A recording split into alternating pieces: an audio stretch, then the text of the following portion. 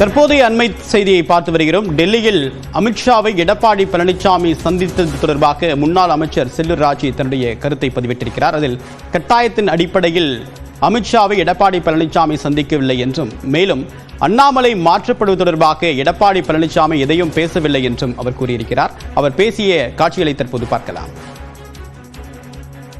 எங்க அம்மாவை பற்றி நீங்க சொல்லும், உலகமே சொல்லும், அவ இரும்பு பெண்மணி அப்படின்ற சிங்க பெண்மணி சொல்ற கேளுங்க.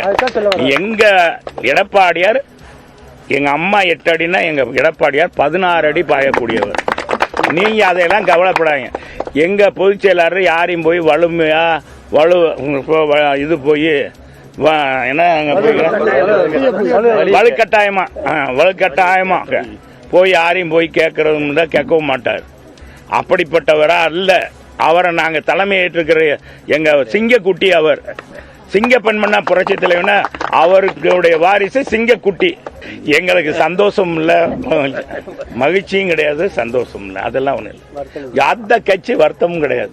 அந்த கட்சியில அவங்க என்ன நடவடிக்கை எடுத்தாலும் அது ஒரு கட்சியில உள்கட்சியில போய் நாங்க அவங்கள மாற்றுங்க வைங்க எங்க தலைவர்னு சொல்ல மாட்டாரு, நாங்களும் நினைக்க மாட்டோம். அதுவும் அவங்க கட்சி. இது எங்க கட்சியில அதே மாதிரி நடக்கிறது யாரும் சொல்ல முடியாது. அதை பற்றி எல்லாம் ஒண்ணுமே இல்லை, நாங்க நினைக்கலாம். அவரை வச்சுதானே உங்களுடைய கூட்டணியோ அதெல்லாம் கிடையவே கிடையாது. நீங்களாம் ஏன் நினைக்கிறீங்க? எங்களுக்கு கொள்கை பிடிப்பு அல்ல, எங்களுக்கு அவங்களுடைய முரண்பாடான இது. அதனால எங்க பொதுச் செயலாளர்கிட்ட இதெல்லாம் கேளுங்க, கரெக்டா விளக்கமா சொல்லுவார். எங்க அம்மாவை பற்றி நீங்க சொல்லும், உலகமே சொல்லும், அவ இரும்பு பெண்மணி அப்படின்ற சிங்க பெண்மணி சொல்ற கேளுங்க. எங்க எடப்பாடியார், எங்க அம்மா 8 அடினா எங்க எடப்பாடியார் 16 அடி பாயக்கூடியவர். நீங்க அதையெல்லாம் கவலைப்படாங்க.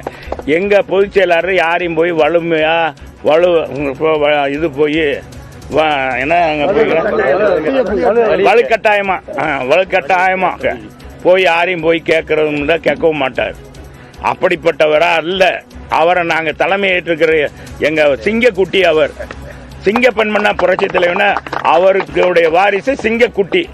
எங்களுக்கு சந்தோஷம் இல்லை, மகிழ்ச்சியும் கிடையாது, சந்தோஷம் இல்லை, அதெல்லாம் ஒண்ணு இல்லை. அந்த கட்சி வருத்தமும் கிடையாது. அந்த கட்சியில அவங்க என்ன நடவடிக்கை எடுத்தாலும் அது ஒரு கட்சியில உள்கட்சியில போய் நாங்க அவங்கள மாற்றுங்க வைங்க எங்க தலைவர்னு சொல்ல மாட்டாரு, நாங்களும் நினைக்க மாட்டோம். அதுவும் அவங்க கட்சி. இது எங்க கட்சியில அதே மாதிரி நடக்கிறது யாரும் சொல்ல முடியாது. அதை பற்றி எல்லாம் ஒண்ணுமே இல்லை, நாங்க நினைக்கலாம். அவரை வச்சுதானே உங்களுடைய கூட்டணியோ அதெல்லாம் கிடையவே கிடையாது. நீங்களாம் ஏன் நினைக்கிறீங்க? எங்களுக்கு கொள்கை பிடிப்பு அல்ல, எங்களுக்கு அவங்களுடைய முரண்பாடான இது. அதனால எங்க பொதுச் செயலாளர்கிட்ட இதெல்லாம் கேளுங்க, கரெக்டா விளக்கமா சொல்லுவார்.